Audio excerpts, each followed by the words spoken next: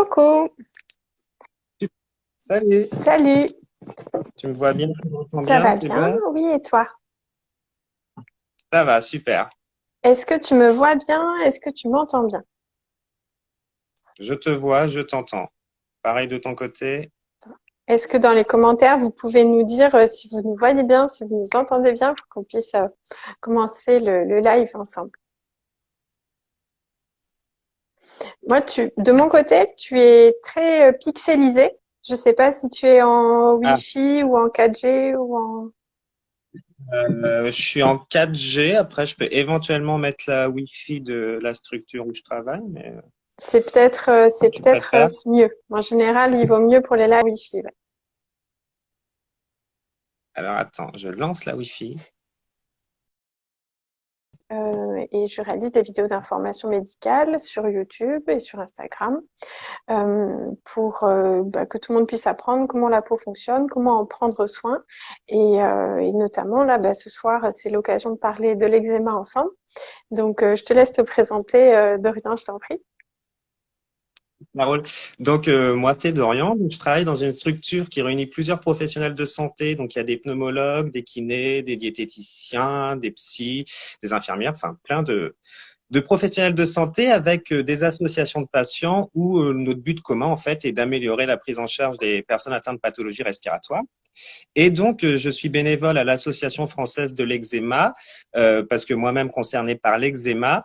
Et donc, c'est une association de patients acteurs qui ont pour but de faire le maximum en fait pour que les personnes atteintes d'eczéma vivent au mieux cette maladie et de faire reconnaître cette maladie comme telle aussi. Très bien.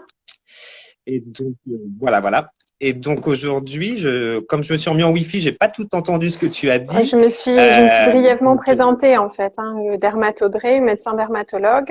Comme je disais, je fais des vidéos d'information médicale pour les patients qui sont disponibles sur YouTube sur la chaîne Dermatodré. Il y en a sur l'eczéma justement, il y en a sur tous les autres problèmes de peau. Et donc, ça va être l'occasion ensemble de parler ce soir de l'eczéma, aussi appelé dermatite atopique. c'est ça. Et du coup, est-ce que tu peux commencer par nous dire qu'est-ce que c'est l'eczéma et la dermatite atopique ou la dermatite atopique, s'il y a une différence entre les Est-ce deux ou qu'il y a si une c'est absolument le différence? même Oui. terme? Mais effectivement, c'est une bonne question. C'est-à-dire que la dermatite atopique, c'est une forme d'eczéma. Ça représente la grande majorité des eczémas. Mais on peut avoir de l'eczéma non atopique. C'est possible aussi. C'est de l'eczéma qu'on appelle eczéma de contact et de l'allergie de contact à un produit en particulier. Par exemple, vous êtes allergique au nickel. C'est un métal qu'il y a dans les bijoux fantaisie. Et quand vous avez, je sais pas moi, une montre ou un bijou fantaisie en contact avec votre peau, ça va faire de l'eczéma autour, mais c'est vraiment localisé à une zone de contact. Donc c'est pas le cas quand on a de l'eczéma atopique. L'eczéma atopique, ça peut survenir n'importe où sur le corps au cours de la vie, sans qu'il y ait forcément de contact avec un produit très précis auquel on serait allergique. Donc ça, on en vient justement à la définition un peu de l'eczéma atopique. Ça arrive sur à des gens qui ont un terrain qui s'appelle l'atopie. Et l'atopie, c'est une prédisposition génétique qui fait que la barrière de la peau, elle est, on va dire, pas très efficace. Elle remplit pas toutes ses fonctions. C'est-à-dire qu'elle manque un peu de sébum. Le sébum, c'est la graisse qui protège la peau. On a des glandes, les glandes sébacées qui fabriquent le sébum et qui sont chargées de de comment dire, de répartir le sébum comme un film en fait sur la peau. Dans l'atopie, le sébum, il n'est pas tout à fait suffisant. Et puis, il y a un deuxième petit problème, c'est qu'il manque de ce qu'on appelle des molécules d'adhésion, ça s'appelle la filagrine, et c'est ce qui fait le ciment entre les briques. Donc, quand vous imaginez la peau, si c'est comme un mur, vous avez le sébum qui fait une toiture, on va dire, dessus. Et puis, les briques, il faut qu'elles soient bien collées les unes aux autres pour que la peau soit solide. Mais c'est la filagrine qui s'en occupe, et dans l'atopie, il en manque un petit peu. Donc, il y a des mutations génétiques qui entraînent ces problèmes-là de barrière cutanée qui va être un peu plus fragile. La conséquence, c'est que tout ce qui est de petite taille dans l'environnement, des bouts de poussière, des bouts d'acariens, des produits chimiques de nos cosmétiques, de nos produits ménagers, etc. Tout ça, ça va arriver juste passivement à rentrer à travers la peau, alors que normalement, une peau bien solide avec un bon gros film de sébum dessus, puis des cellules bien serrées, il n'y a rien qui doit passer à travers. Donc, prenons cette petite poussière d'acariens qui est dans notre environnement, qui n'est pas méchante en elle-même. Elle rentre à travers la peau.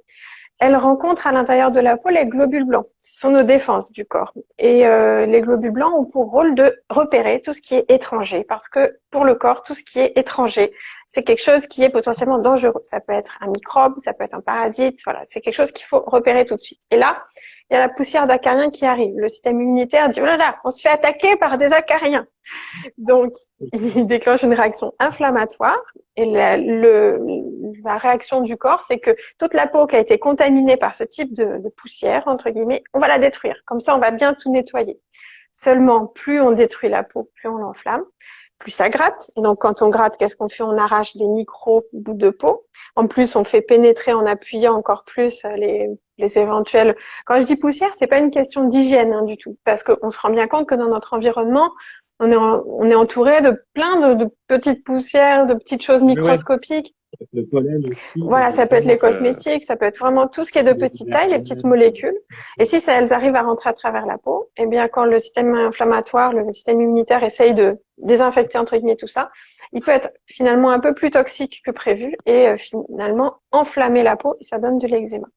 Dans l'atopie, il y a aussi ce système immunitaire qui est un petit peu, on va dire, plus réactif que la normale sur certaines voies du système immunitaire. Là, c'est pas l'intérêt de faire de l'immunologie dans un live Instagram, mais pour vous expliquer que on réagit tous différemment sur des infections, sur des poussières qui pénètrent à l'intérieur de nous, n'importe quoi.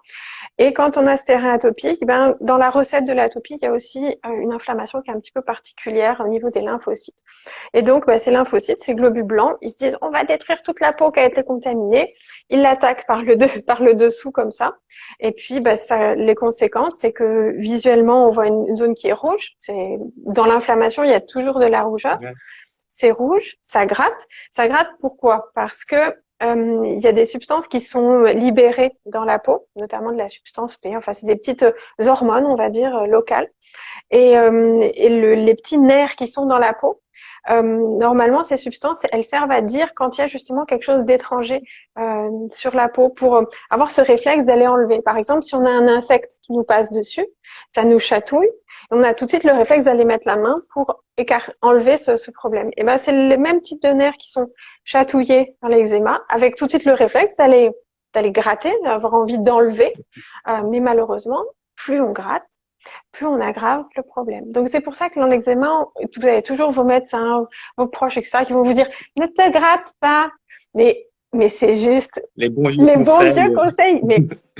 Mais alors, c'est un bon conseil d'un côté parce que c'est vrai qu'il faudrait pas gratter, mais c'est juste impossible quoi. Quand ça gratte férocement, c'est un truc, c'est pas conscient. Il y a même des personnes qui se grattent pendant la nuit, dans leurs rêves, etc. Donc oui, c'est un bon conseil de ne pas gratter. Maintenant, est-ce que c'est faisable? Pas toujours. Faut surtout aussi soigner, facile à faire, vraiment. Donc ça part d'une bonne intention, les gens qui vous disent te gratte pas et tout, mais c'est souvent maladroit de dire les choses comme ça. Après, c'est quand même bien de le savoir, de vraiment comprendre comment ça marche et de savoir que le grattage c'est quelque chose de toxique parce qu'il y a une part du grattage qui est quand même consciente et donc quand on commence à se gratter jusqu'à ce que ça saigne et tout, là faut quand même se dire là on va trop loin.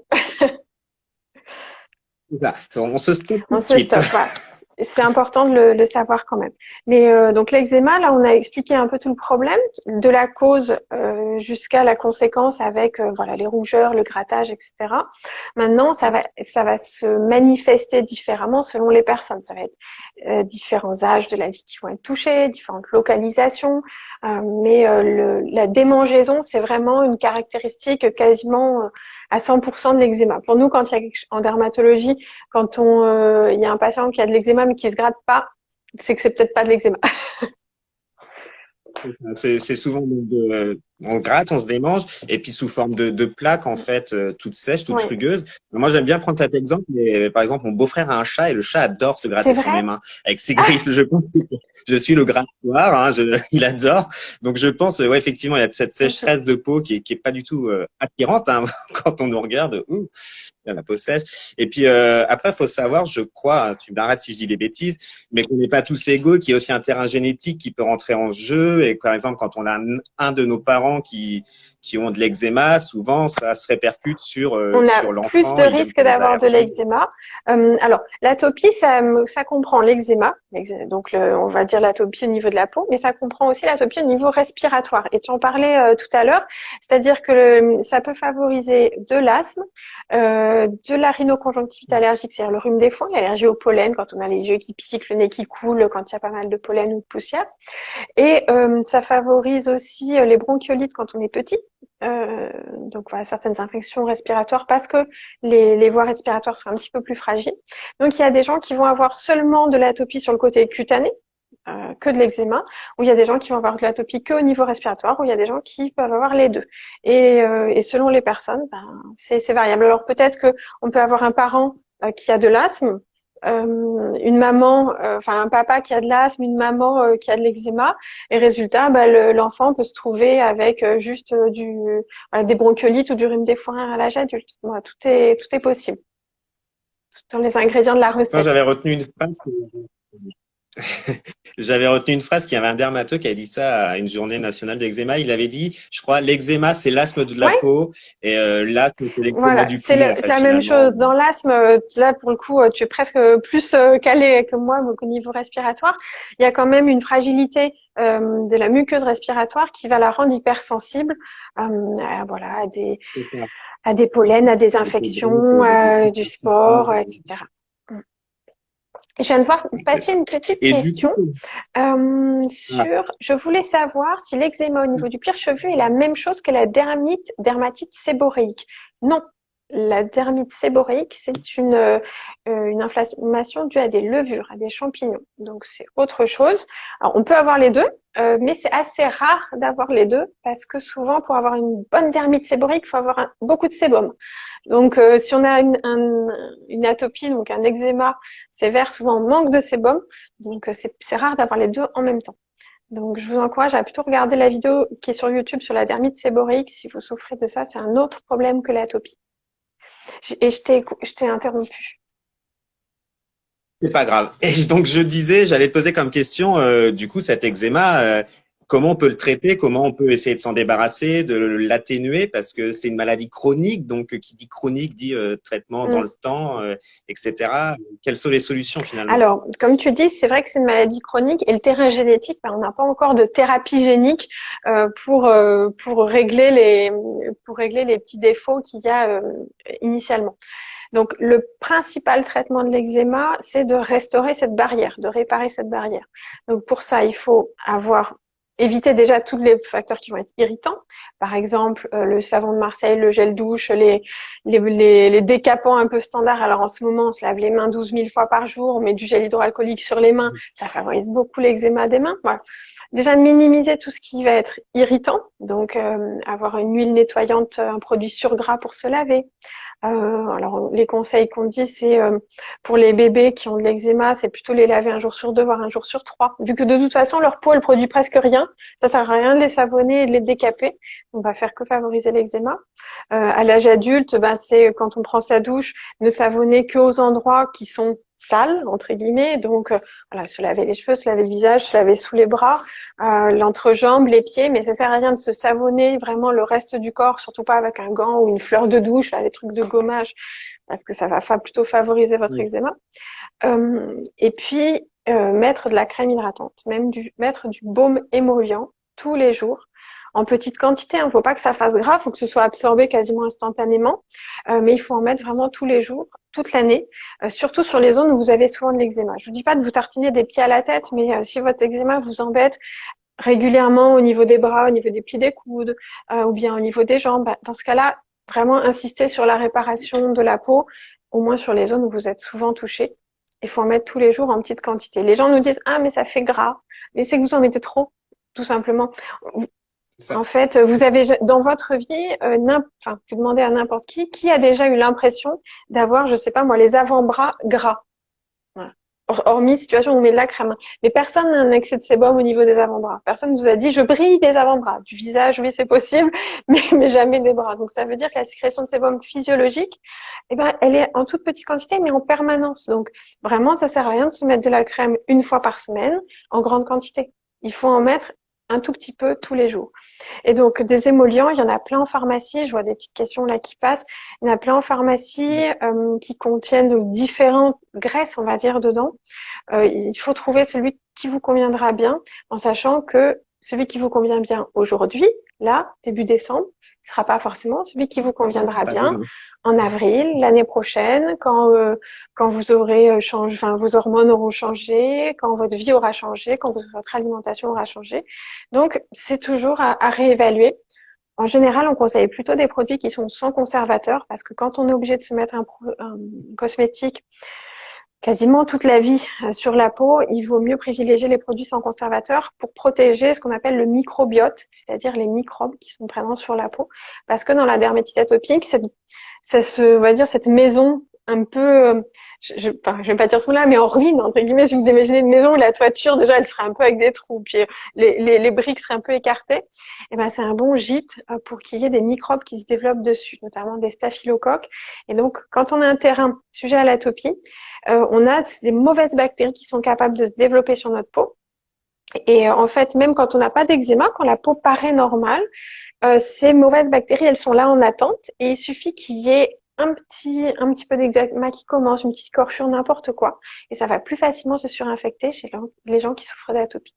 Donc, si on met des conservateurs, enfin des cosmétiques et des conservateurs un peu toute la vie, on va gêner aussi le développement des bonnes bactéries sur la peau qui pourraient prendre la place des mauvaises. Un peu comme au niveau digestif, si vous voulez.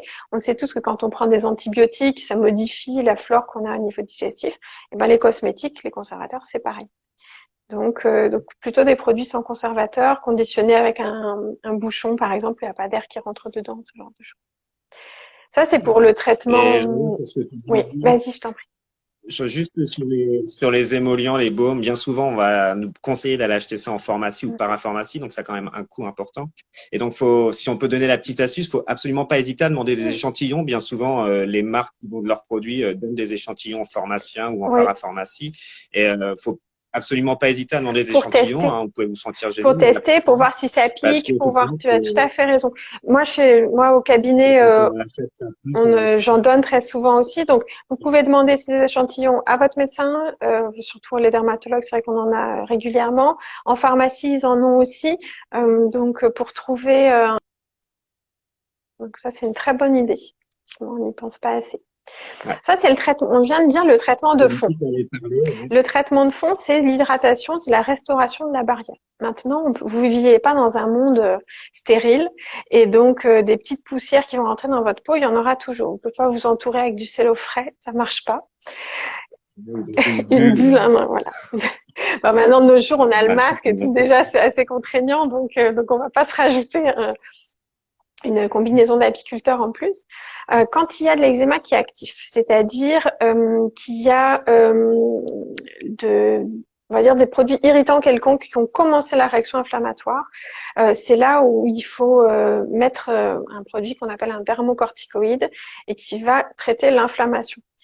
Les émollients et le dermocorticoïde, ils agissent ensemble. Ça sert à rien de mettre que de la cortisone et de pas faire la restauration de la peau. Parce que sinon, vous laissez la porte ouverte et vous dites aux globules blancs, oh, calmez-vous, mais vous continuez à ce qu'il y ait plein de produits irritants qui les stimulent. Et d'un autre côté, si vous fermez juste la porte, mais que vous laissez les gamins se battre à l'intérieur, ça peut durer quand même un moment.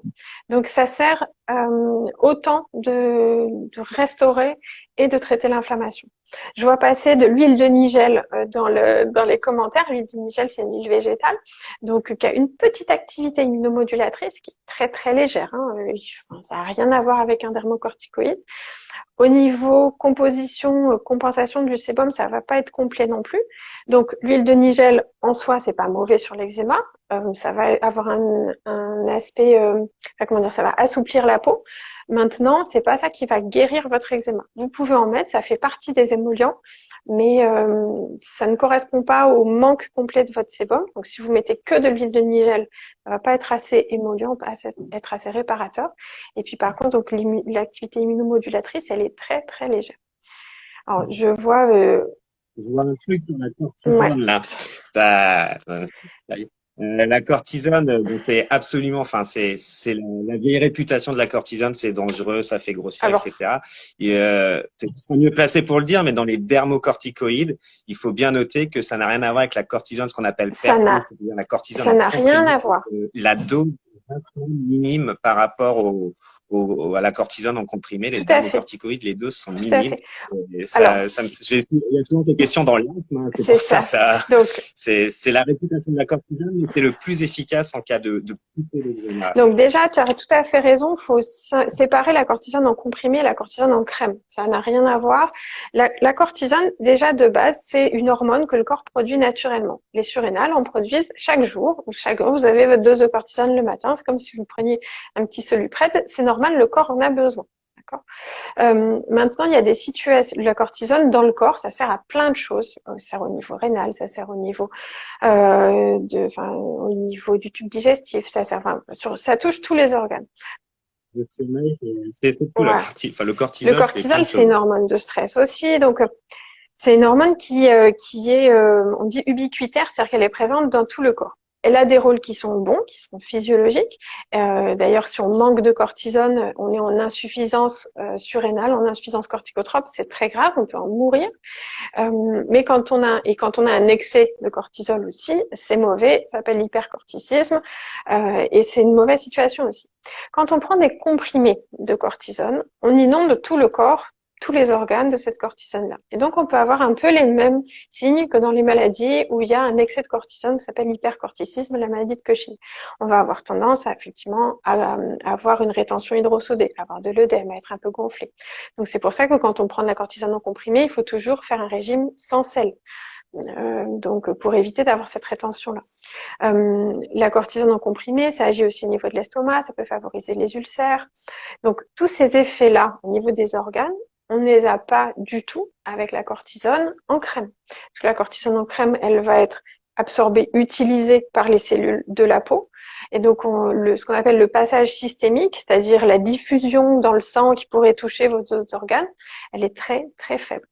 Elle peut être augmentée si on met de la cortisone en grande quantité sur tout le corps, bien entendu, si vous mettez plusieurs tubes, ou bien si vous mettez de la cortisone sous occlusion. Si vous mettez de la crème et un pansement tout de suite par-dessus, ça va bien sûr pénétrer en plus grande quantité. Pareil chez les enfants au niveau du siège, quand on met une couche, ça fait une occlusion. Quand on met la cortisone sur certaines zones du corps, au niveau des paupières, au niveau des muqueuses, il y a aussi un passage systémique qui est plus important. Mais il faut pas diaboliser cette molécule qui est l'équivalent d'une hormone naturelle dont le corps se sert tous les jours et qui a cette action anti-inflammatoire, c'est-à-dire qu'elle va dire aux globules blancs d'arrêter de se battre sur un endroit précis. Quand vous mettez de la crème à la cortisone ici, ça va dire à vos lymphocytes qui sont là, arrêtez de vous battre là, on n'a pas besoin de vous, allez faire autre chose. Ça ne tue pas du tout les lymphocytes. Ça les réoriente vers la circulation pour qu'ils puissent faire autre chose, notamment s'occuper des infections. Parce que sinon, s'ils sont tous occupés à essayer de détruire de la peau contaminée par un acarien, mais ils peuvent pas s'occuper des virus, etc. Et donc, on a un petit surrisque d'infection chez les patients qui ont une dermatite atopique. Il y a plus d'herpès, il y a plus de molluscum, il y a plus d'infections à staphylocoque, etc. Donc, justement, c'est important d'aller réorienter ces globules blancs. Donc, la cortisone, c'est un produit qu'il faut pas diaboliser, et quand je vois ce qui est un peu à la mode actuellement, c'est la corticophobie ou le TS, ce qui s'appelle aussi le TSW.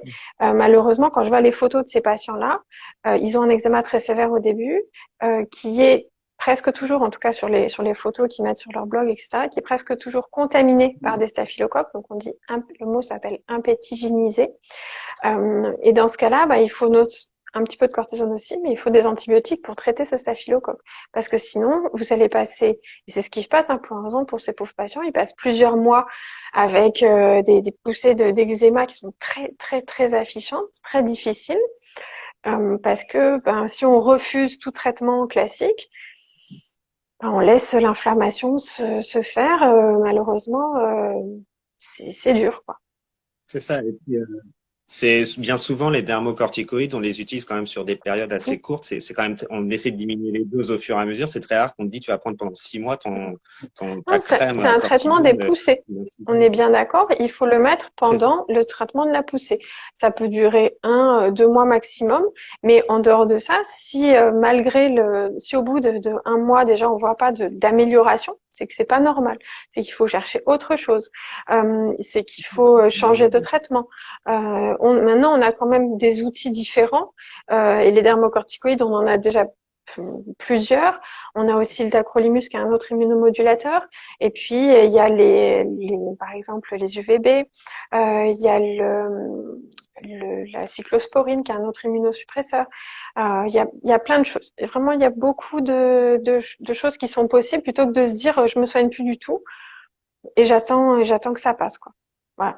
Bon, ça, Ou beaucoup de patients se tournent peut-être aussi vers des choses qu'ils considèrent un peu plus peut-être naturelles, ce qui est leur choix qu'on doit mais on peut respecter, faire qu'on du ne doit pas juger. naturel Mais c'est pas parce que c'est plus, naturel que oui. c'est forcément bon aussi pour la peau aussi. C'est mon avis personnel après. Et je vois une question là qui est Euh, intéressante. Et si ça revient rapidement, bah, en fait, ça veut dire que si ça revient au bout de 3 jours, déjà c'est parce que l'inflammation, il faut quand même continuer le traitement, même quand ça a l'air guéri, il faut au moins continuer une semaine parce que votre inflammation, elle est toujours présente au niveau microscopique. Il faut pas se dire ah bah c'est bon, dès que ça me gratte plus, je mets plus de crème à la cortisone parce que j'ai peur, etc. Donc continuer quand même une consolidation d'une semaine, ça mange pas de pain. Il n'y a pas plus d'effets secondaires avec une semaine de plus. Par contre, ça peut permettre de guérir réellement votre poussée. Si vous avez des zones bastions, des zones où l'eczéma revient toujours, et comme vous dites là, dès que vous arrêtez, en quelques jours, ça revient rapidement, on peut faire ce qu'on appelle une week-end thérapie, c'est-à-dire mettre de la cortisone le week-end, juste le week-end par exemple, 2 jours par semaine, bah, sur d'autres jours, hein, le lundi, mardi, n'importe, hein, c'est comme on veut, mais avoir des petites doses comme ça qui peuvent permettre d'endormir une réaction inflammatoire qui aurait tendance à recommencer rapidement. Et comme je vous le redis, si ça va pas, il faut pas s'obstiner. Je vois des ordonnances renouvelables 6 mois, etc. Non, non, il faut pas renouveler sur 6 mois de la corticothérapie. C'est pas le but. C'est du mésusage du corticoïde, donc il vaut mieux renouveler sa consultation pour refaire le point avec son médecin, son généraliste ou son dermatologue. Parfois, les généralistes sont un peu désemparés, donc c'est pour ça qu'ils ont tendance à peut-être à renouveler des prescriptions qui avaient bien marché au préalable, parce que les patients sont demandeurs aussi. Mais sinon, bah, il faut essayer de retrouver un rendez-vous chez le dermatologue. Je sais que c'est pas facile. Je sais, j'ai publié là en story cet après-midi. Voilà, on est au total un peu moins de 4000 dermatos en France. Il y a 67 millions de Français. Il y a entre 10 et 20% des gens qui sont atopiques. Je vous laisse faire les calculs. Et sachant qu'il y a aussi tous les grains de beauté à examiner, tous les cancers de la peau à s'occuper, toutes les verrues, toutes les acnés, voilà, tous les autres problèmes de santé, le psoriasis. Et puis, Voilà, tous les franchement, dermatos ne prennent pas on fait, forcément aussi ne traitent pas forcément c'est aussi que ça. ça. Ils font Donc, plein de choses et vraiment, on fait ce qu'on peut. Moi, mon but, enfin, quand je me suis rendu compte de ce problème-là, que je commençais à me faire ensevelir sous les demandes de rendez-vous, j'ai développé ces vidéos d'information médicale en me disant, ben voilà, comme ça, plutôt que de répéter à une personne à la fois, chaque jour en consultation, pour l'eczéma, il faut vous hydrater, si, ça. Je me suis dit, je vais le faire un peu propre, là, sur une petite vidéo en 5 minutes. Elle sera vue des dizaines de milliers de fois. Ce sera toujours ça de prix. Et si ça peut éviter ne serait-ce qu'une, deux, trois consultations, ben, ce sera, voilà, toujours ça de gagner. Et puis, ça permettra aussi, comme tu le disais, que c'est une maladie qui soit un peu plus connue. Et puis, bah, comme ça, si on a un proche qui a de l'eczéma, on se dise pas, ah, c'est quelque chose de sale, c'est quelque chose de pas beau, etc. Voilà. Alors, j'ai deux trucs à rajouter parce que ça me fait sourire ce que tu me dis, c'est quelque chose de sale parce que moi, dans l'adolescence, j'avais et l'appareil dentaire et les boutons d'acné et l'eczéma, donc La j'avais totale, une triplette gagnante. Et c'est vrai que les gens, ils osent pas trop te toucher. C'est pareil quand t'as les mains sèches, toutes rugueuse. rouges, toutes rugueuses, ils osent pas trop. À l'époque où on se serrait les mains, hein, c'est fut un ancien temps. C'est vrai que les gens osaient pas trop, ou c'était désagréable. T'as le regard des gens qui se positionnent dessus. Et c'est vrai que l'aspect psychologique, c'est super important. Et le traitement que, alors je connais pas beaucoup pour l'eczéma, je le connais beaucoup plus pour l'asthme, mais l'éducation thérapeutique, et il y a peut-être les structures se trouvent peut-être dans les grandes villes où il y a des grands CHU, etc. Il y Mais a des l'éducation ateliers, thérapeutique ouais. qui permet à Tout à fait. Ouais, j'avais vu qui faisait ça pour les enfants, des ateliers pommades, Mm. etc. Enfin, je trouve ça exceptionnel et super intéressant. Et en plus, c'est pris en charge, donc faut pas hésiter à se renseigner auprès de son dermatologue. C'est des En choses fait, qui qui complète, complètent tout à la fait. partie En fait, médicamenteuse. ils vont vous redire dans les ateliers d'éducation thérapeutique, c'est super. Il y en a à l'hôpital près de, voilà, comme tu dis, dans tous les CHU et en général ils en organisent. C'est une demi-journée ou une journée où les parents peuvent venir avec leur enfant et puis on applique les crèmes avec eux. Comme ça, les personnes peuvent voir la quantité justement qui est nécessaire, que ce soit pour l'émollient, que ce soit pour la cortisone. Comme ça permet de se cadrer et de pas s'inquiéter en disant peut-être que j'en mets trop, peut-être que j'en mets pas assez. Ça, c'est déjà une bonne chose. Ça permet de rencontrer d'autres familles qui sont touchées aussi et puis avoir un petit partage d'expérience. Ah ben moi, je me rends compte que quand j'utilise tel produit, c'est pire. Quand il a un rhume, c'est pire, etc. Et puis, mais finalement, l'information euh, médicale en elle-même, on peut la retrouver en vidéo, on peut la retrouver sur Internet. Après, il faut juste qu'il y ait comment dire, le crédit qui va avec. Une vidéo qui est faite par un médecin, on aura plus tendance à la croire qu'une vidéo qui est faite par une influenceuse qui vous dit achetez le telle crème, j'ai le code promo truc -20. Mm. Voilà. Mais malheureusement, quand les gens ils sont dans la détresse, et ça je peux le comprendre, quand on est chez soi et qu'on a un problème et qu'on cherche toutes les solutions possibles, et ben en fait on met un peu sur un pied d'égalité un truc vu sur une vidéo d'influenceuse ou un site qui vend des produits et puis de l'information réellement médicale. Et donc on se trouve à voir est-ce que l'huile de Nigel c'est aussi efficace qu'un dermocorticoïde? Non. Voilà. Si vous faites une étude, si vous vous amusez éthiquement, ça passerait pas, hein, mais à prendre 50 personnes, à mettre la moitié, vous mettez de l'huile de Nigel tous les jours, l'autre moitié, vous mettez un dermocorticoïde tous les jours, la différence, elle sera claire. Mais il y a aucun labo qui va perdre son temps à faire ça. Mais quand on est chez soi, eh ben, on reçoit toutes ces infos et c'est difficile de faire la part des choses. Je vois une petite question avec des Et probiotiques. du coup, Alors, les probiotiques c'est à l'étude dans l'eczéma. Comme je disais tout à l'heure, le microbiote, c'est quelque chose qui est un peu déréglé dans l'atopie. Et donc, les probiotiques, on ne sait pas encore quelle souche il faudrait donner par voie orale pour traiter l'eczéma, mais c'est en cours de développement. Il y a déjà des émollients, des crèmes qui contiennent du lisa, donc des petites bactéries broyées. Mais ça, est-ce que c'est réellement utile ou pas? Bon, c'est un peu en développement, en tout cas. et j'ai vu un petit peu plus haut un truc en rapport avec enfin une question, je sais plus trop, je l'ai plus sous la main, avec les allergies alimentaires ou je ne sais quoi. Effectivement, un bébé par exemple souffre d'eczéma, c'est intéressant. Je vais m'en sortir avec mon écran. Voilà, c'est intéressant de rechercher s'il n'y a pas une allergie aux protéines de lait de vache aussi, mais pas que. Par exemple, si une maman allaite, elle peut sensibiliser son enfant, par exemple à l'arachide, etc. Donc, c'est intéressant aussi d'aller pousser, de voir effectivement si l'eczéma viendrait pas de là. J'avais vu quelque chose passer sur le gluten Alors en fait, aussi. c'est pas que l'eczéma Gluten et viendrait de là, c'est que quand on a de l'atopie, on a un terrain un peu plus favorable aux allergies alimentaires, effectivement. Donc on peut rechercher ces allergies alimentaires, mais c'est pas l'allergène par voie digestive qui va aller stimuler l'eczéma. C'est juste que c'est le même terrain, mais il faut pas confondre les causes et les conséquences entre guillemets. Mais pour l'histoire de l'arachide, l'introduction, avant on disait il faut attendre un maximum pour introduire voilà ce type d'aliments qui sont assez allergisants. il y en a. On est en train de revenir un peu en arrière en se demandant en fait quel serait le bon moment de la fenêtre adéquate au niveau du développement du système immunitaire pour introduire ce type d'aliments. Donc pareil, ça c'est encore à l'étude et même en me tenant au courant des derniers trucs, il n'y a pas de recommandation officielle de la Société française de dermatologie ou de pédiatrie, etc. pour vous dire c'est à 3 mois et 21 jours qu'il faut donner la première cacahuète C'est ça. à votre petit. Donc non.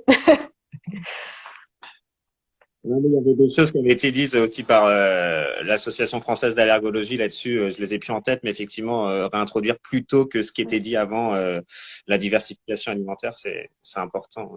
Je glisse de Ne mon. tombe pas. Euh, C'est ça. Me vient une autre question du coup, parce que alors malgré qu'il fait 13 degrés aujourd'hui à Tours, hein, c'est un peu le printemps ici, pourquoi quand on arrive en décembre, janvier, qui fait froid, qui neige parfois dans Pourquoi on a certains plus endroits, d'eczéma? on a la peau, c'est ça, et qu'on a la peau plus sèche que au mois d'août quand il fait 35 degrés et qu'on transpire et que tout va bien. Alors, il y a deux raisons pour lesquelles il y a plus d'eczéma en hiver. D'une part, parce que la peau est moins exposée aux UV, aux rayons ultraviolets. Les ultraviolets, ça a une action comme un immunosuppresseur en fait au niveau de la peau, donc ça fait comme de la cortisone naturelle, si vous voulez. Ça casse l'ADN au niveau des lymphocytes, donc ça les désactive.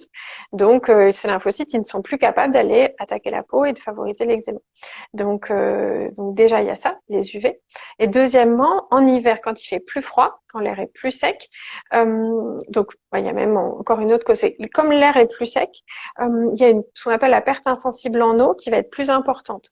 Quand vous avez une peau qui est bien imperméable avec un gros film de sébum par-dessus, l'eau qui est présente dans la chair, elle n'arrive pas à traverser ce film lipidique. C'est comme si vous mettez une couche de gras une couche d'huile par exemple sur un verre d'eau, l'eau va pas pouvoir s'en évaporer. Donc c'est pareil pour la peau, l'eau qui est dans la chair, si elle est bloquée par le sébum, elle ne peut pas sortir.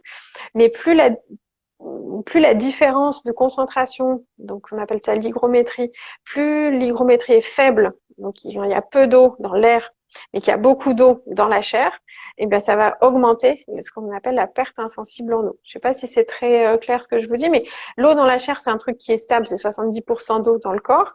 Si vous mettez 70% d'eau dans l'air, genre tropical, bah, l'eau qui est dans la chair, elle a aucune envie de sortir. Si par contre vous mettez de l'air qui est très sec et qu'en plus vous mettez un film de sébum qui est pas bien imperméable, bien épais, et bien l'eau, elle va facilement sortir, s'évaporer. Donc c'est comme ça qu'on a un dessèchement de la peau.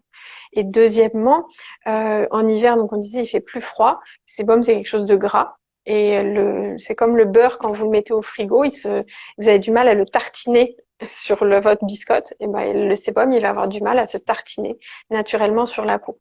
C'est la chaleur, ce sont les mouvements aussi qui vont faire que le sébum se répartit. Si vous mettez du sébum comme une motte de beurre bien dure, ben, il va pas se répartir du tout. Voilà, plein de causes. Et du coup, alors est-ce qu'il faut s'habiller chaudement, faut laisser respirer la peau? Et puis quel conseil toi tu donnerais pour quelle matière de vêtements est-ce qu'on met de la laine alors que la laine ça gratouille, les matières synthétiques ça fait peut-être mal respirer la peau. Est-ce qu'il y a des conseils plutôt enfin, comment s'habiller l'hiver Pour les atopies, avec cette on peau? conseille d'avoir une couche Ouais. de coton en fait au contact avec la peau parce que effectivement la laine c'est quelque chose qui est naturel mais il y a toutes ces petites fibres qui ont une action mécanique de grattage. Sinon au niveau composition la laine c'est vrai que c'est super mais le mieux c'est d'avoir des fibres naturelles et assez douces donc du coton, du bambou, des fibres comme ça qui vont pas favoriser le développement des microbes parce que le problème au niveau des tissus synthétiques c'est que les bactéries aiment bien se développer dedans. Et donc, si on a tendance à avoir déjà un microbiote un peu perturbé, eh ben, tout ce qui est polyester, nylon, ça va plutôt favoriser ces développements bactériens. Donc, je vois la laine mérinos. Par exemple, la laine mérinos, c'est une bonne laine qui est assez douce. Ça, c'est bien au niveau de la peau. Ça, c'est très chouette. Alors, c'est un petit peu cher, mais c'est très bien. L'hiver, c'est l'enfer avec les froids. Oui, c'est pas faux. C'est pas faux. Mais bon, apparemment, il est pas prêt de faire très très froid par chez nous, en tout cas. Ouais, pensez bien à Donc, mettre des gants. En hiver, on a tendance, voilà, quand il fait pas très froid, à pas forcément mettre des gants, mais vu que vos mains, là, elles vont être encore plus soumises à rude épreuve avec les lavages et tout, donc anticipez, prenez des bons gants, ce sera mieux. j'ai une question là sur le psoriasis. Quel tissu porter lorsqu'une personne a du C'est psoriasis? pareil, C'est les mêmes conseils ouais, que l'eczéma tout à finalement. fait. C'est pareil. Et donc, du coup, tu parlais des mains, de mettre des gants. Et est-ce que aussi, comment on se les protège nos mains à part les hydrater? Est-ce qu'il y a d'autres choses à faire? Comment aussi on peut protéger nos pieds? Parce qu'on a froid aux pieds aussi et des fois, ils sont secs aussi. C'est vrai, quel conseil tu pourrais donner là-dessus, Alors, toi? pour les pieds, en premier, on n'est pas tout à fait sur le même problème que pour les mains.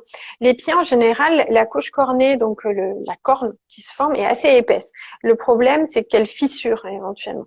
Et donc, il y a des fissures qui peuvent arriver, notamment au niveau des talons. Ça, c'est assez douloureux. Je pense aussi qu'il y a des gens qui ont de la dyshydrose. La dyshydrose, c'est une forme d'eczéma. Donc là, les personnes qui sont pas concernées ne voient pas ce dont je veux parler, mais ça fait des petites vésicules, comme des micro-cloques au niveau des mains ou des pieds, qui grattent beaucoup. Et quand on gratte, ça suinte parce qu'il y a un petit peu de liquide à l'intérieur. Quand c'est une forme assez mineure, ça fait juste des petites cloques. Quand c'est une forme plus importante, les cloques, elles se réunissent et on a une grosse bulle, donc, style une grosse ampoule. Ça, c'est assez difficile. Donc vraiment, si vous avez de la dydrose, je vous encourage à consulter parce que c'est pas avec des conseils là que vous trouverez euh, voilà, sur Instagram ou quoi que ça pourra juste vous aider. Mais si vous avez de la corne et des fissures au niveau des talons, il faut que vous preniez en pharmacie une crème qui contient de l'urée. On utilise en général 30% d'urée pour bien assouplir cette couche de corne, pour que vous puissiez la désépaissir en ponçant un petit peu ou en utilisant voilà un outil de pédicurie pour que la corne elle soit moins épaisse et plus souple. Voilà, parce que sinon c'est ça qui fait les fissures. Deuxièmement, donc les conseils sur les mains. Alors les mains, il y a plein de conseils à donner. On revient au début, prendre un produit plus doux pour vous laver les mains. Surtout ne jamais vous laver les mains avec le produit vaisselle quand on arrive à la maison, parce que voilà, on va à la cuisine Le directement. meilleur des précieux. Donc prendre de l'huile nettoyante pour vous laver les mains, bien vous sécher les mains, évitez de porter des bagues. Parce que quand on porte des bagues, en fait, l'humidité, quand on s'est lavé les mains et le savon, ils vont stagner au niveau de la bague. Donc voilà, faire un peu le tri côté bijoux. Mettez de la crème hydratante si possible. Après les gens ils se disent sur le live, elle est folle, c'est impossible et tout. Normalement, c'est ce qu'il faudrait. C'est ce qu'il faudrait au moins en mettre sur le dos des mains. C'est-à-dire que vous mettez un petit peu de crème là sur le dos des mains et vous frottez comme ça le dos des mains ensemble. Comme ça, vous en avez pas sur la paume. Parce que ce qui nous gêne pour toucher les objets, c'est quand on a de la crème sur ce côté-là. Mais en fait, l'eczéma, il touche beaucoup, la dermite irritative, elle touche beaucoup le dos des mains. Donc faites au moins ça, puisque de toute façon, il n'y a pas de glandes sébacées sur les paumes. Donc quand on a de l'eczéma de ce côté-là, c'est là où faut vraiment hydrater. Donc ça, c'est la deuxième chose. Et est-ce que du coup, les crèmes, s'il y a des crèmes qui existent, je crois maintenant, où ça fait un peu filtre Barrière, ouais. barrière là, qui s'en vont pas trop au lavage. Alors, est-ce que du coup, utiliser ce genre de crème peut éviter à se mettre de la crème à chaque fois de se laver Elles les sont un mains? petit peu plus persistantes, mais à chaque fois que vous allez vous relaver les mains, vous allez quand même enlever de la crème. Donc, pensez à en mettre vraiment plusieurs fois par jour. Et comme je disais tout à l'heure, ça sert à rien d'en mettre une grande quantité le soir. Ça va pas être beaucoup plus efficace que d'en avoir mis deux, trois fois dans la journée, quoi, au moins. Ce qu'on peut faire aussi, c'est acheter en pharmacie des petits gants en coton. Donc ça, les gens savent pas que ça existe en général. Ce sont des gants très fins et comme ça, on peut mettre de la crème dessous. Et quand on est chez soi, voilà, on télétravaille, n'importe quoi, on peut taper à l'ordinateur et avoir les mains qui restent bien hydratées. Donc bien sûr, le lavage des mains actuellement, c'est hyper important. Ceci dit, si vous vivez voilà, seul ou en petit comité, que vous sortez pas beaucoup, essayez de diminuer un peu le nombre de lavages des mains dans la journée parce que ça, c'est ça qui favorise beaucoup l'eczéma aussi. Et pour les gels hydroalcooliques, là où on nous oblige de nous laver avec, si vous avez un gel, je pense, qui vous convient et qui vous agresse moins la peau, faut pas hésiter à Oui, l'utiliser et faire attention à tous ces gels qui sont sortis là et tout ce qui est, enfin, parfum framboise, machin, c'est à bannir absolument pour moi. Enfin, c'est mon avis. Et effectivement, ne pas hésiter à utiliser son son propre propre gel gel hydroalcoolique, si oui. il vous convient pour votre Et je peau, vois ouais. un bon conseil, investir dans un lave-vaisselle, effectivement, parce que sinon la vaisselle, faut la faire à la main avec des gants, toujours avec des gants, parce que sinon l'eau chaude, le produit moussant et la friction de l'éponge et tout, c'est la meilleure recette pour avoir de l'eczéma. Donc pensez quand vous faites le ménage, mettez toujours des gants, si possible des gants en vinyle, donc en plastique plutôt qu'en latex. Et puis voilà, investissez dans un lave-vaisselle ou un esclave. Voilà. Vous prenez un esclave. C'est ça. C'est soit l'un, soit l'autre. Ouais. Et du coup, là, je Quand je reviens dis sur un les mains. esclave, je plaisante, hein, faut pas qu'il y ait de connotation ou quoi que ce soit. C'est pour rigoler. Une blague. Moi, j'ai des souvenirs de ma jeunesse qui est pas si lointaine quand même, de ma mère qui me tartinait les mains par exemple, de Vaseline avant de me coucher le soir. Et puis, t'enroules ça comme ça, et puis t'es content. Du coup, est-ce que c'est quelque chose toujours d'actualité? La Vaseline, on sait que c'est super gras, c'est super hydratant, mais est-ce que c'est vrai que ça peut faire partie du traitement ou pas du tout? C'est à bannir et favoriser les crèmes hydratantes des mains faites exprès, La justement. vaseline, c'est un bon émollient, c'est-à-dire que c'est quelque chose qui est 100% gras, et donc ça va faire un film imperméable très efficace. Donc il y a plein de produits, même en pharmacie, qui contiennent de la vaseline. C'est un bon protecteur. Ça ne correspond pas à la composition complète du sébum, donc ça va pas remplacer complètement le sébum, mais ça dépanne bien. Ouais, ouais, on peut. Et puis l'intérêt de la vaseline, c'est que on peut en mettre sur les muqueuses, on peut en mettre à tout âge. Voilà, il n'y a pas de problème comme ça. Je vois dans les commentaires, je mets Aquaphor Serin à ma fille. Il y a beaucoup de vaseline dedans, justement, sous des gants en coton. Bah, voilà, c'est une bonne solution. Ce qui marche pour quelqu'un sera pas forcément ce qui va marcher pour quelqu'un d'autre. Mais si vous trouvez une recette qui vous convient bien, vraiment tant mieux. C'est que vous avez réussi votre défi. C'est ça. Et j'ai vu la vaseline, c'est vraiment pas top. Ah, bon, ben moi c'est quelque chose qui fonctionnait très bien et en plus c'est peu cher. C'est bien parce que les crèmes hydratantes c'est quand même un budget mensuel énorme. J'avais vu une question un petit peu plus haut sur les aliments pro-inflammatoires. Alors est-ce que du coup dans son alimentation de tous les jours, là on arrive sur les fêtes, on va manger plein de choses. Foie gras, saumon, chapon, Saint-Jacques, enfin plein de choses bonnes. Est-ce que l'alimentation peut jouer sur notre eczéma, l'accentuer ou au contraire l'améliorer? Par exemple, moi j'adore le chocolat. Si je me mange ma tablette de chocolat, est-ce que cet aliment va faire baisser mon inflammation en fait? Alors, c'est pas juste un seul aliment de manger deux carrés ou 4 carrés de chocolat qui va changer grand-chose. C'est plus l'alimentation au sens général qu'il faut voir. Il y a effectivement, on le sait tous, hein, une alimentation plus saine qui est composée de plus de fruits et légumes, etc. Ce qu'il faut éviter dans son alimentation, tous les aliments qu'on dit pro-inflammatoires, c'est essentiellement les sucres rapides et les produits très transformés. Quand un aliment est à l'état naturel, il contient un peu de sucre, mais également un petit peu de graisse, des vitamines, des fibres, des protéines, etc. Alors que quand on prend par exemple un plat préparé ou du lait écrémé ou des choses qui ont subi plusieurs transformations, ben finalement on a dénaturé chacun des nutriments pour obtenir quelque chose où à la fin ce qui compte ça va être l'aspect, le goût, la texture, mais pas les qualités nutritionnelles.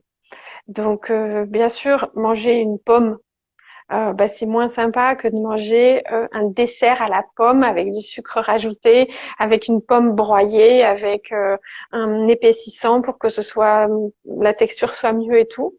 Mais si vous mangez ce dessert à la pomme, vous avez le sucre ajouté, donc ça vous fait un pic un pic de glycémie qui va vous faire sécréter de l'insuline, etc. et d'autres hormones. Vous avez cet épaississant qui va vous donner l'impression de manger quelque chose de solide, mais comme les nutriments ne seront pas en rapport, vous allez avoir des troubles digestifs parce que votre corps va avoir sécrété les mauvais enzymes pour digérer ce qu'il y avait dedans. Et puis en plus, vous avez bien broyé la pomme en elle-même, donc vous avez plus les fibres. Et donc quand on arrive un peu plus loin dans l'intestin, il n'y a plus le support pour que le microbiote digestif puisse se développer correctement.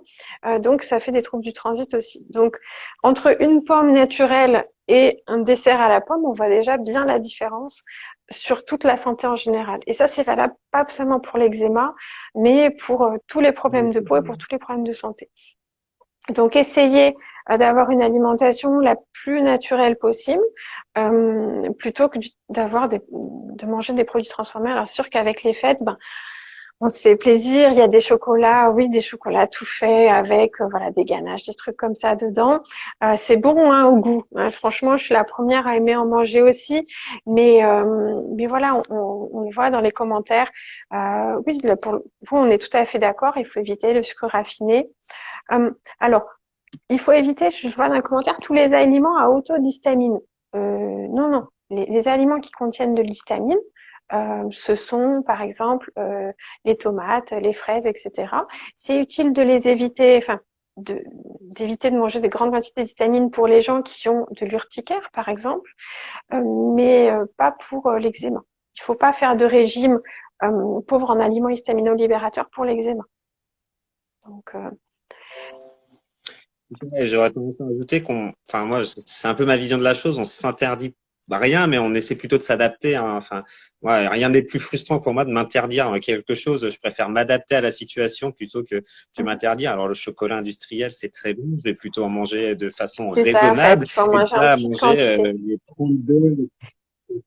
Et puis C'est ça toujours se dire, exactement. est-ce que je pourrais Je pas sais pas. plutôt faire à la maison, plutôt que d'acheter par exemple des biscuits, il vaut mieux fabriquer, enfin faire un gâteau à la maison, parce que ben, on saura ce qu'on a mis dedans, on aura mis du vrai beurre, de la farine, et puis il y aura pas tous les additifs qui sont nécessaires pour que votre biscuit se conserve. Parce que quand vous achetez un biscuit, on rajoute forcément des additifs dedans pour que la texture elle reste bien uniforme. Un biscuit, ça doit se conserver pendant 2, 3 mois dans un rayon de magasin. Si vous votre gâteau fait maison, bah, vous vous rendez bien compte qu'au bout d'une semaine il est devenu dur, il a une odeur rance, etc. C'est parce qu'en fait il y a des bonnes choses dedans qui ont une durée de vie qui est beaucoup plus courte, notamment pour les acides gras. Les acides gras, quand ils sont insaturés, c'est-à-dire qu'il y a des doubles liaisons à l'intérieur, ils vont s'oxyder, ils vont devenir rances. Les acides gras insaturés, c'est plutôt bon pour le corps parce que notre corps les utilise pour nos membranes. Nos membranes, elles ont besoin de rester très souples. Et dans les produits transformés, et ben, il y a plutôt des acides gras qui sont saturés. C'est l'huile de palme hydrogénée, c'est l'huile de coco aussi, hein. L'huile de coco, c'est très à la mode actuellement, mais c'est une huile qui est 100% saturée. C'est d'ailleurs pour ça qu'elle est sous forme solide. C'est limite entre l'huile et le beurre, en fait, l'huile de coco, puisqu'on se rend compte, dès qu'il fait moins de 20-25 degrés, paf, elle se solidifie. Donc, c'est parce qu'elle contient beaucoup d'acides gras saturés. Donc, au niveau nutritionnel, c'est pas les acides gras saturés, c'est pas ce qu'il y a de mieux. Mais notre alimentation, elle est très riche en acides gras saturés, donc ça, on n'en manque pas. C'est ça. Et attention à ne pas tout arrêter, par exemple, arrêter, stopper, je vois les trucs, le produit laitier, machin. Attention à pas tout stopper comme ça du jour au lendemain, donc ça peut développer certaines carences et ça peut avoir des Ouais. conséquences assez importantes sur la Et souvent, les santé. gens qui nous disent, ah ben, en ayant arrêté complètement les produits laitiers, le gluten, le sucre, etc., j'ai vu un changement de mon eczéma. Oui, et vous l'auriez peut-être vu juste en diminuant de moitié ce type d'aliment en fait. Donc le fait maison, effectivement, c'est le mieux. Euh, mais bon, ça prend du temps et on est dans un monde, dans une société qui nous laisse pas forcément ce temps-là. C'est ça. Mais il faut profiter là de ces histoires de confinement pour prendre ce temps et en plus faire Profiter, oui. simplement comme Après, vous avez pour dit. tous les gens qui sont en télétravail, on se rend compte que finalement, par rapport au premier confinement où il y avait beaucoup de gens qui avaient un peu plus de temps libre, là, sur le deuxième confinement qui vient de se passer, le télétravail a vraiment été généralisé et donc les personnes se sont trouvées avec une charge de travail qui était parfois plus importante qu'avant. Donc, bon, c'était à double Voilà. Il y a tranchant. du plus et du Ouais. moins. C'est ça. Je sais pas combien de temps on est en On a fait. dû Tu sais, papoter. je suis pas le professionnel. 54. Eh ben, il nous reste 5 minutes, même pas. Donc, on a beaucoup papoté. Il te restait une question? Une question, ben, c'est une question un peu plus personnelle pour toi que je pose cela. Pour- Attention, roulement de tambour. Euh, pourquoi, oui, c'est dur à dire ça à 19 heures le soir. Pourquoi pour toi, virgule, il est important de soutenir, par exemple, l'Association française de l'eczéma, de soutenir ces associations de patients? point C'est d'interrogation. important de soutenir les associations de patients, que ce soit l'association de l'eczéma ou voilà ou d'autres associations de patients, parce que quand il y a des patients qui se rassemblent, c'est un moteur humain qui est hyper important, qui va permettre de stimuler des sociétés françaises de médicales pour faire plus de recherches sur une maladie. Ça va permettre de stimuler aussi des laboratoires pharmaceutiques pour développer des produits qui correspondent à cette pathologie-là. Ça va permettre d'être représenté et de justement quand on se dit tiens, j'ai une idée sur un nouveau médicament, est-ce que on peut contacter directement une association de patients pour savoir si ce serait intéressant, si ça correspond aux besoins, parce que sinon les patients, vous êtes tous seuls chez vous et vous avez des besoins qui sont souvent similaires, mais si vous n'avez pas un organe qui porte votre voix, eh ben on ne peut pas deviner que ce qui embête le plus les patients qui ont de l'eczéma, par exemple, c'est pas tant que les plaques elles soient visibles, c'est plutôt les démangeaisons qui vont les embêter. Donc ça, on peut le deviner un peu par les consultations, mais c'est une expérience individuelle à chaque fois. Et c'est important que les patients se rassemblent en association pour faire entendre leur voix, pour que les médecins les entendent, pour que les compagnies pharmaceutiques les entendent, et pour que le public les entende aussi. On disait tout à l'heure, il faudrait vraiment que tous les Français sachent que l'eczéma, c'est pas contagieux, qu'on peut toucher quelqu'un qui a de l'eczéma, il va rien se passer. C'est pareil pour le psoriasis. Donc, il faudrait faire tomber ce complexe-là, parce que je sais qu'il y a des gens qui ont du pso, qui ont de l'eczéma, quand ils ont des plaques, ils osent pas aller à la plage, ils osent pas sortir. Et donc, il faudrait qu'on arrive par l'association, par les associations de patients ou par voilà ce qu'on fait nous sur les réseaux, à modifier ce regard des gens pour qu'il y ait plus cette espèce de regard genre qu'est-ce qu'il a sur la peau, c'est rouge, c'est louche, c'est pas beau, etc. Non, c'est normal. Avoir de l'eczéma, avoir du pso, ça touche plusieurs dizaines de pourcents de la population. À un moment, il faut quand même que ça se sache. C'est ça, mais le regard des gens, c'est quelque chose, enfin, c'est un impact énorme sur la maladie.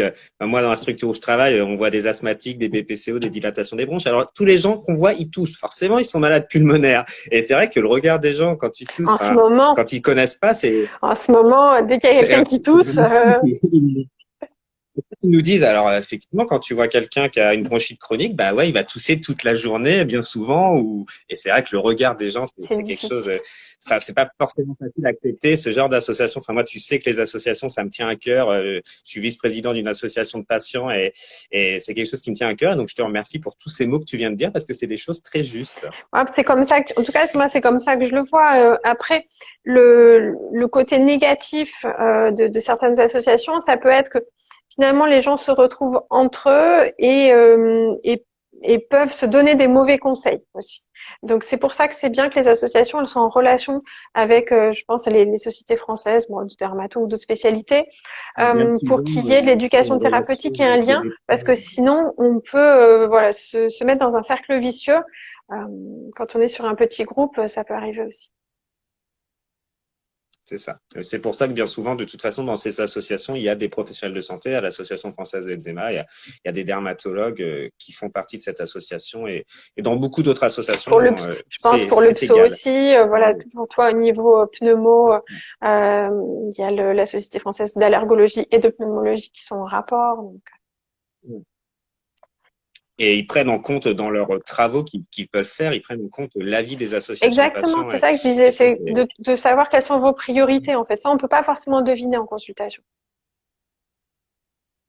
C'est ça. Je pense qu'on arrive à peu près à l'heure du live parce que j'ai 50 minutes pour Donc, Donc, je te remercie à toi de nous avoir consacré ce temps pour l'association et j'enregistre le live. Tu m'as bien briefé sur la méthode. Ça marche.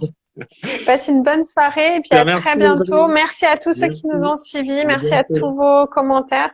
Et moi, je vous dis à tout à l'heure parce que je suis en live entre 20h et 21h avec Laura Calu, l'humoriste. Donc, je ne sais pas encore trop de quoi on va discuter, mais ça promet d'être très, très drôle. Et ben, on te dit à tout à l'heure. Merci, salut.